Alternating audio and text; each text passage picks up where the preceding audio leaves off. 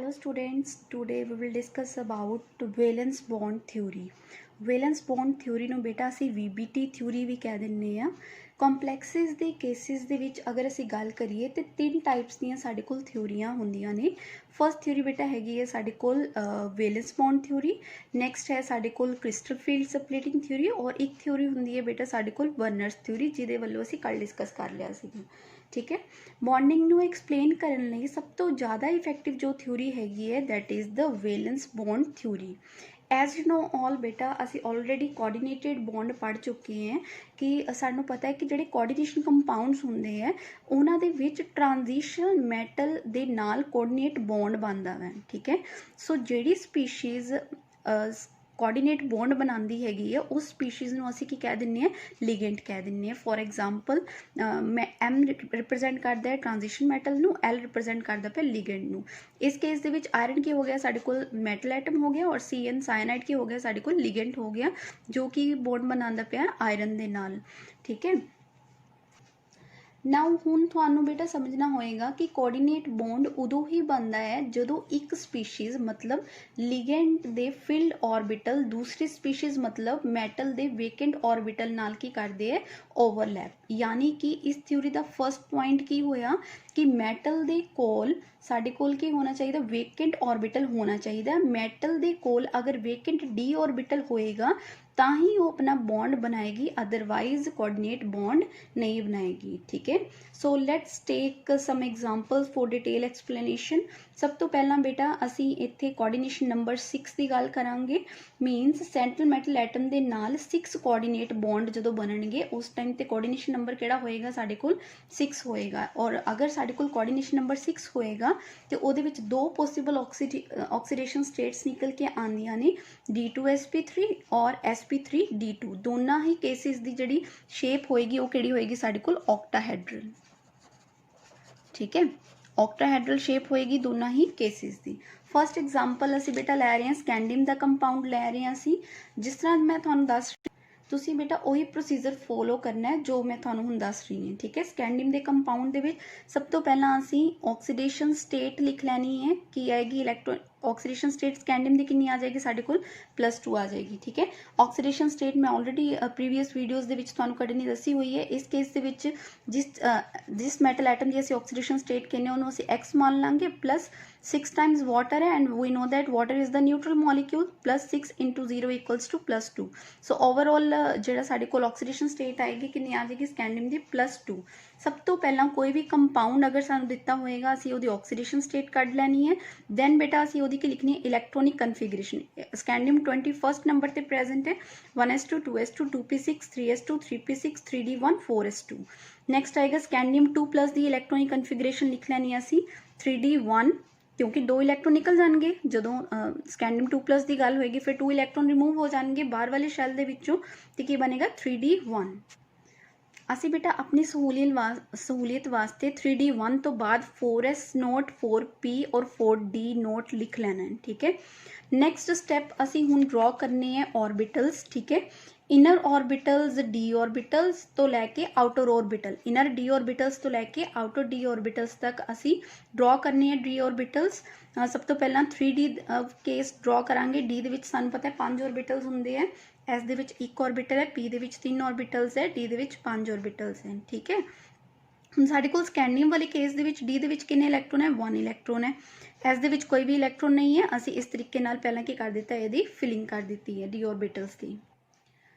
ਬੇਟਾ ਹੁਣੇ ਮੈਂ ਤੁਹਾਨੂੰ ਦੱਸਿਆ ਹੈ ਕਿ ਸਾਡੇ ਕੋਲ ਦੋ ਤਰ੍ਹਾਂ ਦੀਆਂ ਆਕਸੀਡੇਸ਼ਨਸ ਹਾਈਬ੍ਰਿਡਾਈਜੇਸ਼ਨ ਪੋਸੀਬਲ ਹੈਗੀਆਂ ਨੇ D ਔਰਬਿਟਲ ਵਾਸਤੇ, D2sp3 ਐਂਡ sp3d2। ਠੀਕ ਹੈ, ਅਗਰ ਤੇ ਅਸੀਂ ਬਾਹਰ ਵਾਲੇ ਇਨਰ ਵਾਲੇ ਔਰਬਿਟਲ ਨੂੰ ਯੂਜ਼ ਕਰਦੇ ਹਾਂ ਤੇ ਉਸ ਕੰਪਲੈਕਸਿਸ ਨੂੰ ਅਸੀਂ ਕੀ ਕਹਿ ਦਿੰਦੇ ਹਾਂ, ਇਨਰ ਔਰਬਿਟਲ ਕੰਪਲੈਕਸ ਕਹਿ ਦਿੰਦੇ ਹਾਂ। ਇਸ ਕੇਸ ਦੇ ਵਿੱਚ ਦੇਖੋ ਜਦੋਂ ਸਕੈਂਡੀਅਮ ਦੇ ਵਾਟਰ ਦੇ ਨਾਲ ਕੋਆਰਡੀਨੇਟ ਬੌਂਡ ਬਣਨੇ ਸਟਾਰਟ ਹੋਣੇ ਹੈ ਤੇ ਵਾਟਰ ਨੇ ਕੀ ਕਰਨਾ ਹੈ, ਵਾਟਰ ਨੇ ਅਪਰੋਚ ਕਰਨਾ ਸਟਾਰਟ ਕਰਨਾ ਸਕੈਂਡੀਅਮ ਵਾਲੀ ਸਾਈਡ ਤੇ। ਠੀਕ ਹੈ, ਔਰ ਜਦੋਂ ਸਾਨੂੰ ਵਾਟਰ ਨੂੰ ਪਤਾ ਹੋਏਗਾ ਕਿ ਇਹਦੇ ਕੋਲ ਵੇਕੈਂਟ D ਔਰਬਿਟਲ ਹੈਗੇ ਤੇ ਉਹਨੇ ਪਹਿਲਾਂ ਇਨਰ ਅਪਰੋਚ ਕਰਨੀ ਹੈ, 2 D ਔਰਬਿਟਲ ਲੈ ਲੈਣੇ ਉਹਨੇ, D ਔਰਬਿਟਲ ਦੇ ਨਾਲ ਉਹਨੇ ਆਕਿਊਪਾਈ ਕਰ ਲੈਣੀ ਸਪੇਸ, ਇੱਕ S ਦਾ ਔਰ 3 P ਦੇ ਔਰਬਿਟਲਸ ਆਕਿਊਪਾਈ ਕਰਕੇ ਕੀ ਆ ਜਾਏਗੀ ਹਾਈਬ੍ਰਿਡਾਈਜੇਸ਼ਨ D2sp3।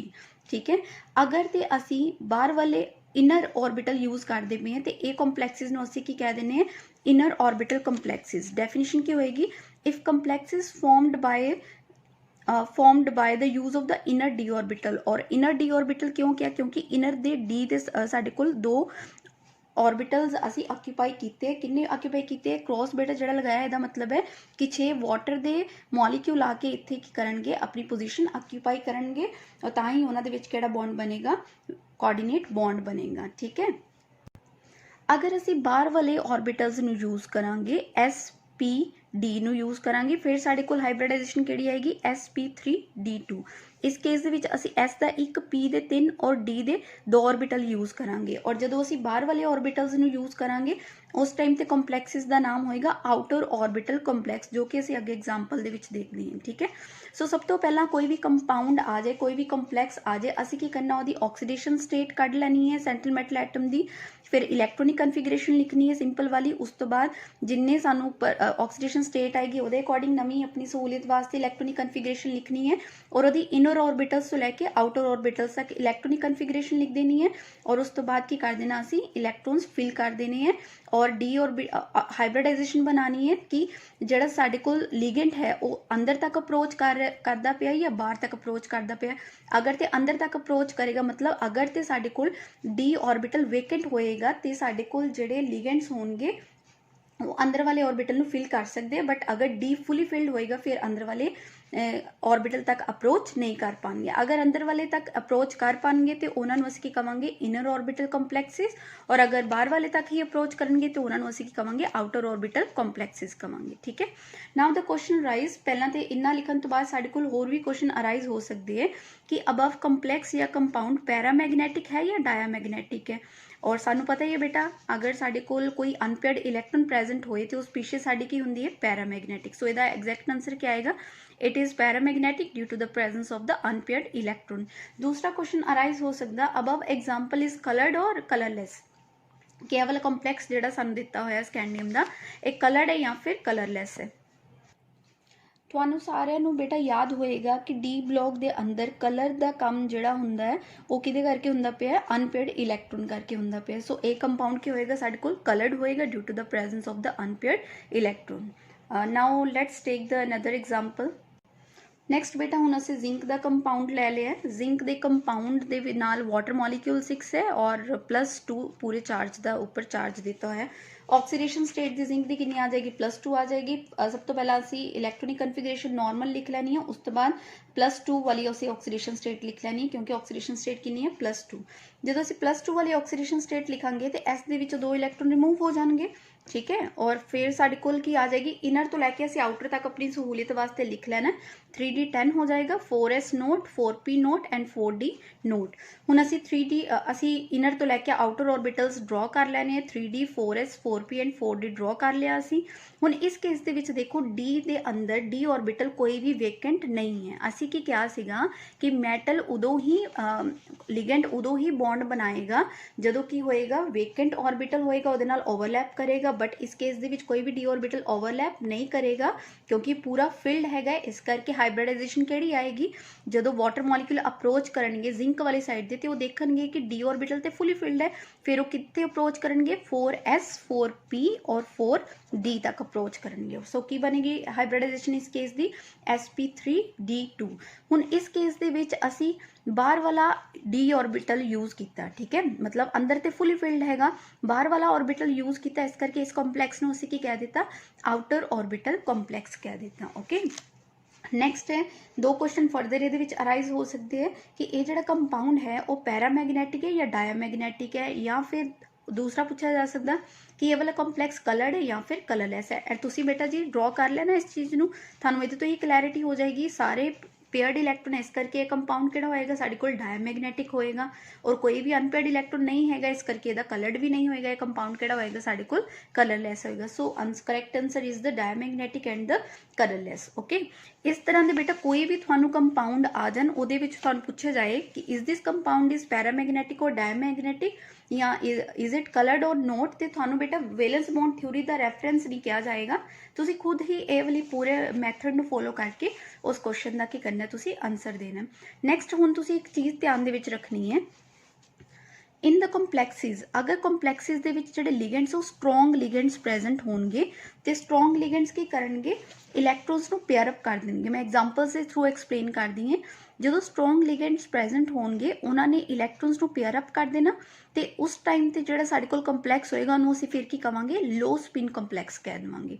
ਔਰ ਅਗਰ ਸਾਡੇ ਕੋਲ ਵੀਕ ਲਿਗੈਂਡਸ ਪ੍ਰੈਜ਼ੈਂਟ ਹੋਣਗੇ ਤੇ ਉਸ ਟਾਈਮ ਤੇ ਉਹਨਾਂ ਨੇ ਇਲੈਕਟ੍ਰੋਨਸ ਨੂੰ ਪੇਅਰ ਅਪ ਨਹੀਂ ਕਰਨਾ ਆਰਬਿਟਲ ਦੇ ਵਿੱਚ ਤੇ ਉਸ ਤਰ੍ਹਾਂ ਦੇ ਕੰਪਲੈਕਸਿਸ ਨੂੰ ਅਸੀਂ ਕੀ ਕਹਿਣਾ, ਹਾਈ ਸਪਿਨ ਕੰਪਲੈਕਸਿਸ ਕਹਿਣਾ। ਠੀਕ ਹੈ, ਹੁਣ ਇੱਥੇ ਤੁਸੀਂ ਸਿਰਫ ਇੱਕ ਚੀਜ਼ ਯਾਦ ਰੱਖਣੀ ਕਿ ਸਟਰੋਂਗ ਲਿਗੈਂਡਸ ਸਾਡੇ ਕੋਲ ਕਿਹੜੇ ਕਿਹੜੇ ਹੈਗੇ ਹੈ, ਅਮੋਨੀਆ, ਸਾਇਨਾਈਡ, ਕਾਰਬੋਨਿਲ।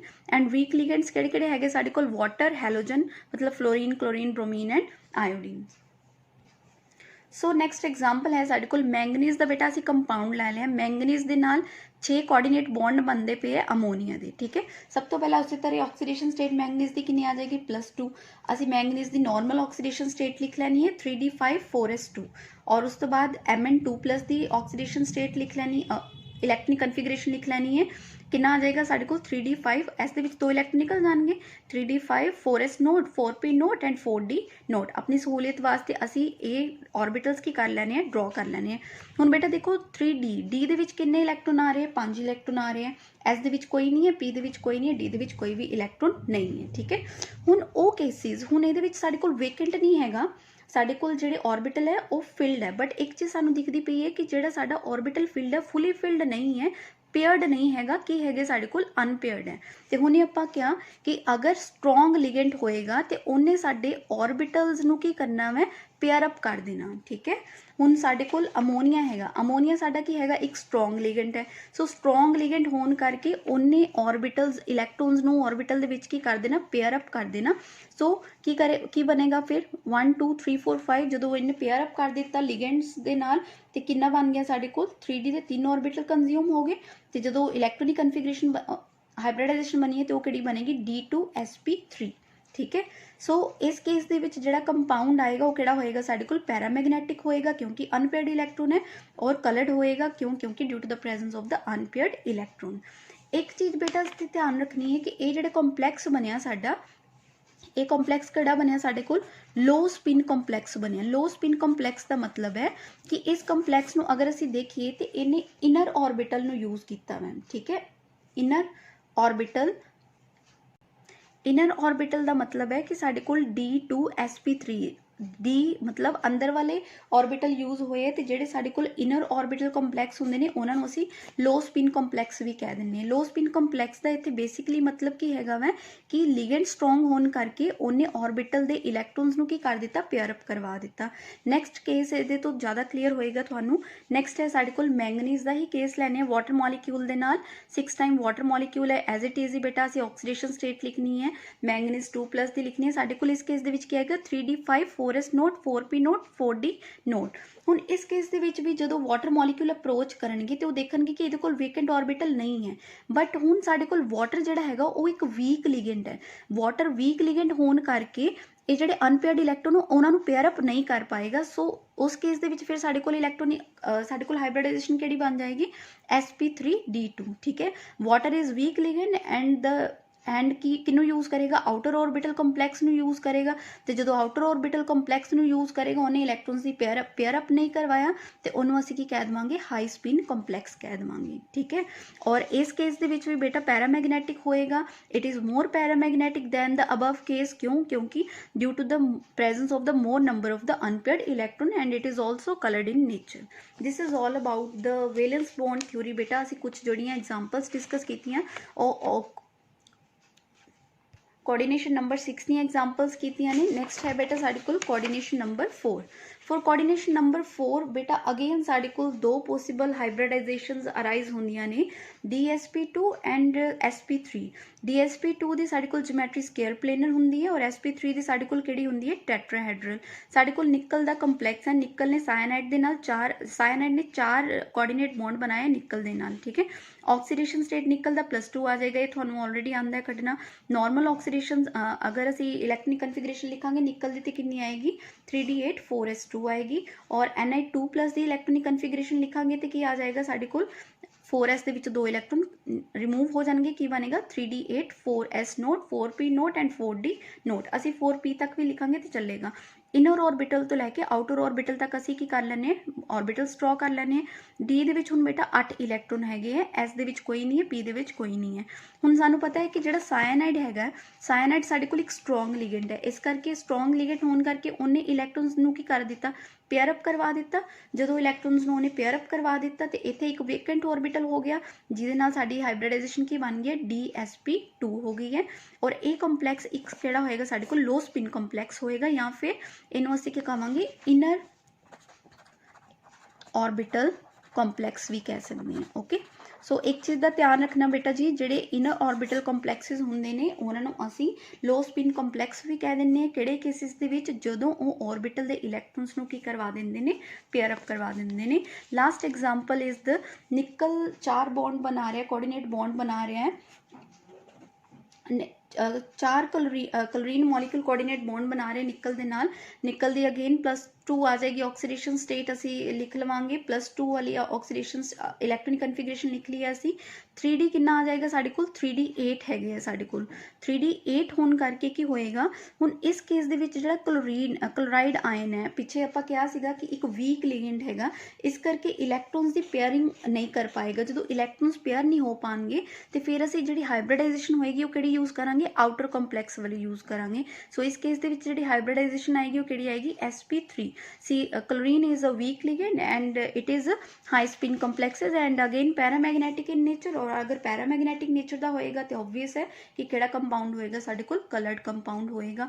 ਲਾਸਟ ਦੇ ਵਿੱਚ ਇੱਕ ਨੋਟ ਯਾਦ ਰੱਖਣਾ ਤੁਸੀਂ, ਆਊਟਰ ऑर्बिटल ਕੰਪਲੈਕਸਿਸ ਨੂੰ ਅਸੀਂ ਹਾਈ ਸਪਿਨ ਕੰਪਲੈਕਸਿਸ ਵੀ ਕਹਿ ਦਿੰਦੇ ਹਾਂ ਔਰ ਇਨਰ ऑर्बिटल ਕੰਪਲੈਕਸਿਸ ਨੂੰ ਅਸੀਂ ਲੋ ਸਪਿਨ ਕੰਪਲੈਕਸਿਸ ਵੀ ਕਹਿ ਦਿੰਦੇ ਹਾਂ। Okay, this is all about today's topic। this is very important topic ਬੇਟਾ। ਵੈਲੈਂਸ ਬੌਂਡ ਥਿਊਰੀ ਦੇ ਵਿੱਚ ਜਿਹੜੇ ਕੁਐਸਚਨ ਅਰਾਈਜ਼ ਹੁੰਦੇ ਹੈ, ਤੁਹਾਨੂੰ ਕੋਈ ਵੀ ਬੇਟਾ ਜੀ ਕੰਪਲੈਕਸ ਦਿੱਤਾ ਹੋ ਸਕਦਾ, ਉਹਦੇ ਵਿੱਚ ਪੁੱਛਿਆ ਜਾ ਸਕਦਾ ਹੈ ਕਿ ਇਹ ਲੋ ਸਪਿਨ ਕੰਪਲੈਕਸ ਹੈ, ਹਾਈ ਸਪਿਨ ਕੰਪਲੈਕਸ ਹੈ, ਕਲਰਡ ਹੈ, ਪੈਰਾਮੈਗਨੈਟਿਕ ਹੈ, ਡਾਇਆਮੈਗਨੈਟਿਕ ਹੈ, ਤੇ ਸੇਮ ਪ੍ਰੋਸੀਜਰ ਦੇ ਥਰੂ ਤੁਸੀਂ ਕਿਸੇ ਵੀ ਕੁਐਸਚਨ ਦਾ ਆਨਸਰ ਹੁਣ ਦੇ ਸਕਦੇ ਹੋ।